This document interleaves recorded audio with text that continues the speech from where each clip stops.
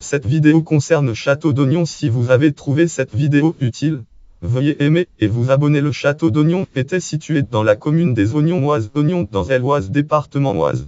Son parc fait l'objet d'une inscription au titre des monuments historiques France Monuments historiques depuis le date 14 décembre 1990 en France. Base Mérimée-Pas.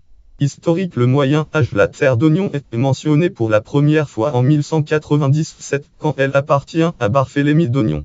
Un ancien droit aveu signé par l'un de ses descendants, Regnault d'Ognon, siècles plus tard, donne un aperçu de la composition du domaine. Il s'agit donc d'un manoir hostel avec cour, jardin et environ 100 arpents de bois situés pour partie près du manoir, pour partie au bois Saint-Jean de Sully. Entre la fin du Xiv siècle et 1479, la seigneurie change 4 fois de propriétaire. Elle appartient à un Le Gallois et d'Aulnoy, chambellan de Charles VI de France, Charles VI en 1390. Puis elle est transmise par mariage au Villiers-le-Bel, au Baudry et au La Fontaine, qui en entre en possession par le mariage de Jeanne de Baudry, dame d'Ognon de Malgenest et de Villers-Saint-Frambourg, avec Pierre de La Fontaine. Cette famille conserve la seigneurie jusqu'à la mort de François de La Fontaine en 1630 de p. 90. L'ère des La Fontaine vers Fichillier, Ognon 60. Le grand escalier au parc Tube Lef Glorit est à l'italienne bâti sous François de La Fontaine Solar. Le château d'Ognon est honoré plusieurs fois de visites royales au siècle. Pierre de La Fontaine, écuyer, gentilhomme, écuyer et grand panetier du Louis XII de France, duc d'Orléans, ainsi que capitaine de Crépy en Valois et Pont-Sainte-Maxence, reçoit Louis XII de France, Louis XII en 1510. En 1520, c'est Jean de La Fontaine, fils de Pierre, qui l'accueille, et le nouveau roi François I de France. François I vient chasser à Ognon en 1526, du temps que le château royal de Sully et prieuré Saint-Maurice, château royal de Sully, est encore utilisé. Jean de La Fontaine devient capitaine des chasses royales de la forêt d'Alat en 1533 et officie comme gouverneur de Crépy et pont conseiller du roi et maître d'hôtel du roi. Son fils Arthur de La Fontaine Solar hérite de ses charges et conserve les faveurs de 4 rois successifs: Henri I de France, Henri I, François I de France, François I, Charles IX de France, Charles IX et Henri III de France, Henri III, sous lesquels il est grand maître des cérémonies de France. Puis il devient successivement ambassadeur à Constantinople et Vienne, Autriche, Vienne, et finalement lieutenant général du gouvernement des Îles-de-France. Son respect scrupuleux du protocole et de la hiérarchie qui a donné naissance à l'expression être rangé en rang d'oignon. La famille de La Fontaine parvient à construire une fortune considérable. Lors de la guerre de religion France, 8e guerre de religion 1585-1598, 8e guerre de religion, François de La Fontaine, fils d'Arthur, allie malencontreusement le camp des Ligues catholiques, France Ligueur, et les troupes du Henri d'Orléans 1568-1595, duc de Longueville, qui, histoire de Sully, la guerre de la Ligue, et ses conséquences, subissent une lourde défaite à Sully du 15 au 17 mai 1589. Quoi qu'il en soit, François entre surtout dans ce pouvoir pour les embellissements qu'il apporte au parc d'Ognon au début du siècle suivant. Il fait créer un jardinage parterre de dentelle orné de statues dans le verger à l'est du château, transformer la grande allée pour le jeu de Meille, élever les 2 glorites et aménager le grand étang au sud du parc. Avec le temps et la disparition de Henri-Yves de France, Henri-Yves Lacour oublie les fautes du seigneur d'Ognon au point que Marie de Médicis le sollicite pour se porter caution pour elle. Quand la reine et mère est contrainte à l'exil en 1632, elle n'aura pas encore remboursé ses dettes et François de La Fontaine est ruiné, contraint de vendre ses terres d'Ognon. Il meurt dans la même année. L'ère des Titons, fil Ognon 60, parc d'Ognon, escalier et terrasse à l'ouest du miroir d'eau, tube double escalier menant vers la salle de verdure avec les statues des saisons. Fil Ognon 60, orangerie, tube l'orangerie bâtie vers 1711-1753. L'acheteur est Jean Lécuyer, un voisin seigneur de Champamont-Balagny et doyen de la Chambre des comptes. Cependant Lécuyer disparaît en 1634 et sa fille meurt un jour après lui. Le petit-fils de Lécuyer, qui hérite de la seigneurie d'Ognon, qui conserve jusqu'à 1668 pour la vendre ensuite au Cardon. Cette famille garde Ognon pendant moins de 8 ans et défait en 1676 au profit de Maximilien Titon. Depuis le décès de François de La Fontaine, le château est resté inhabité du fait de la proximité du manoir de Balagny et le domaine n'a plus été correctement entretenu. Titon le trouve en mauvais état et entreprend d'importants travaux de restauration et d'aménagement. Issu d'un milieu modeste, le fournisseur d'armes de l'armée de Louis XIV de France fait une carrière hors du commun et enrichit notamment au monopole de la fabrication des armes à feu individuelles, tout en permettant à la France de ne plus importer d'armes à feu individuelles grâce à ses manufactures de Charleville-Mézières, Charleville, Saint-Étienne et Maubeuge. En 1690, la fortune de Titon se monte à unité de 3 200 000 livres en France, monnaie livre correspondant à unité milliard de francs de 1999 p. 91-94.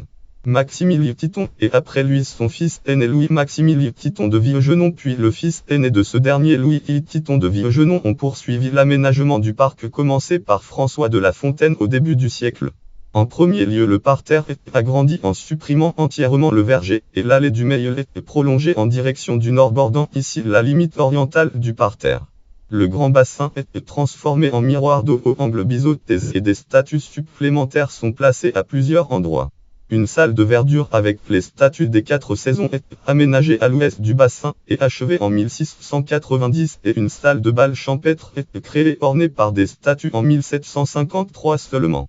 Elle marque l'achèvement des travaux commandés par les Titons dont les revenus se sont réduits depuis que le régent 1715-1723 régent Philippe d'Orléans 1674-1723 Philippe d'Orléans leur ait retiré le monopole sur la fabrication des armes à feu. Louis y meurt en 1758 et sa fille cadette Marie-Louise hérite d'Ognon. En 1783, elle abandonne la nue propriété du domaine à son cousin Jean-Baptiste Maximilien Pierre Titon de Viautran, qui habite le château voisin du Champ-Amand Plessis-Champ-Amand. Maximilien Pierre est guillotiné à Paris en 1794 et ses 2 fils se partagent ensuite la nue propriété. Après le deuil de Marie-Louise et de son second époux le comte Auguste Charles René de Chevigné en 1804, à peu de temps d'intervalle, les 2 frères Titon de Viautran vendent les terres d'Ognon. L'acte notarié est signé à Sully le 10 août 1806 p. 94-95. Dans son ouvrage Description du département de l'Oise, le premier préfet du département Jacques Cambry affirme que Madame de Sévigné aurait habité Ognon. Ouvrage prénom Jacques nom Cambry lien auteur Jacques Cambry titre Description du département de l'Oise sous-titre tome second page total 532 éditeur imprimerie de Pédido l'année lieu Paris année 1803 passage 50 lire en ligne Gallicamp Frart 12148 image consulté le 29 septembre 2012. Qui donne la page 501 au lieu de 50, erreur recopiée par Poussard, qui par ailleurs indique le tome V inexistant, il n'y a que 2 tomes, et un tome de planche. Comme le souligne Amédée de Quai de Saint-Élimour, voir ci-dessous, il agit en fait une confusion du fait une consonance approximative des mots Chevigné et Sévigné. Article prénom Amédée, nom Quai de Saint-Élimour, titre séance du 5 octobre 1918, périodique comité archéologique de Sully, compte rendu et mémoire année 1917-18, série 5, tome vie, éditeur imprimerie Vignon fils, lieu Sully, passage Xli, lire en ligne Gallicamp Frart 12148. Image consultée le 29 septembre 2012. Madame de Sévigné a bien séjourné à Ognon mais pendant quelques jours seulement comme invitée p. 96. L'aire des quais de Saint-Élimour file Ognon 60 parc d'Ognon allée du Mail tube ambiance forestière sur l'allée du Mail. L'acquéreur d'Ognon est un ancien notaire parisien Gabriel Louis-François Perrier qui donne le domaine en dot à sa fille en 1817 quand elle épouse un vicomte de Quai de Saint-Élimour. Pas plus que Perrier, le jeune couple n'habite pas sur le domaine, qui subit ainsi une seconde période d'abandon comme entre 1632 et 1676.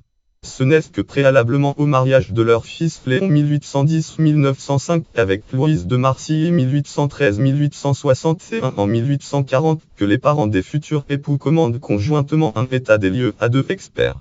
Il en résulte que le château est de 20-30 en dessous d'état habitable et que les murs sont pénétrés par l'humidité et rongés par le salpêtre jusqu'à une hauteur d'1 mètre.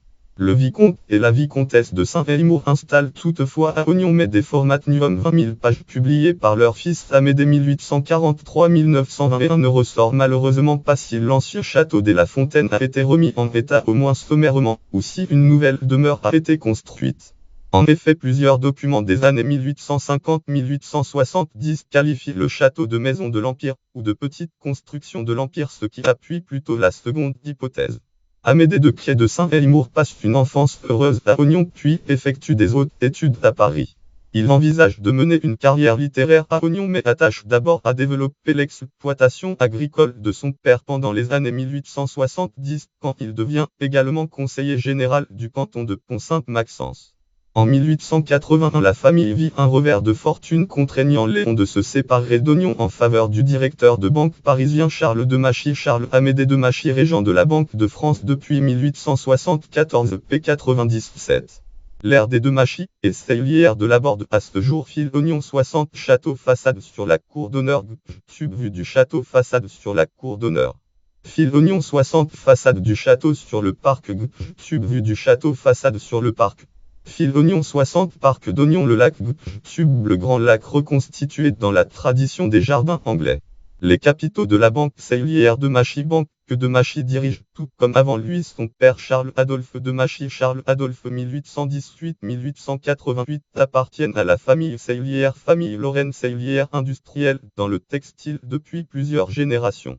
Sous la monarchie de Juillet, il finance les familles de Moandel et les familles Schneider grâce à leur fortune acquise avec les fournitures aux armées.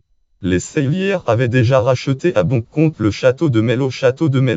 Charles-Amédée Demachy fait aussitôt démolir la petite construction de l'Empire et commande au célèbre paysagiste Louis-Sulpice Varré 1803-1883 la création d'un jardin anglais.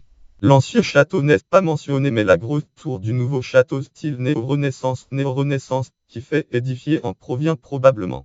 L'année de démolition de l'ancien château reste donc en suspens. Demachy meurt en 1888 et la mauvaise conjoncture qu'a connue sa banque pendant les années précédentes oblige son fils Charles-Amédée de la liquider, substituant à elle une nouvelle banque avec 4 fois moins de capitaux. Les Seillière étant retirés de la banque vers 1875, cet incident n'altère pas la bonne entente entre les deux familles, si bien que les deux filles de Charles-Amédée, Hélène et Germaine, épousent respectivement les barons Léon et Ernest Seillière.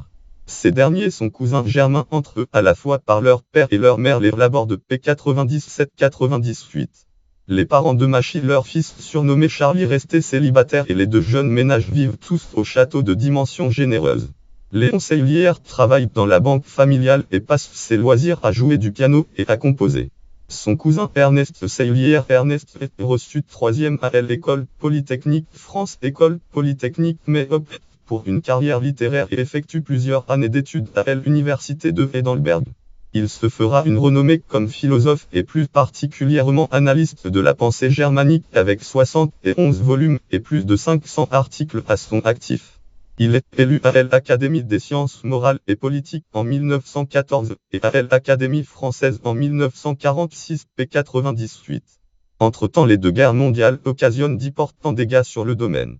Des unités allemandes occupent Ognon en 1914 avant la première bataille de la Marne.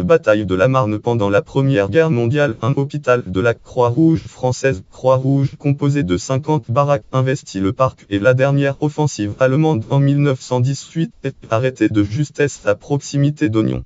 Pendant la Seconde Guerre mondiale, le château est occupé successivement par des troupes ennemies et alliées puis par des réfugiés. Il souffre de ces occupations et du manque d'entretien au point de devenir inhabitable. Au milieu de la guerre, le domaine est site naturel inscrit au titre des sites par arrêté du 3 novembre 1943 sur la base de la loi du 2 mai 1930 relative à la protection des monuments naturels et des sites de caractère artistique, historique, scientifique, légendaire ou pittoresque. Picardie développement durable et Gouffrin Fil Patna site 60 titre Ognon Château et son parc sur le site Picardie développement durable et Gouffre Patna titre Dral Picardie recherche par commune des zonages du patrimoine naturel et paysager de Picardie consulté le 29 septembre 2012.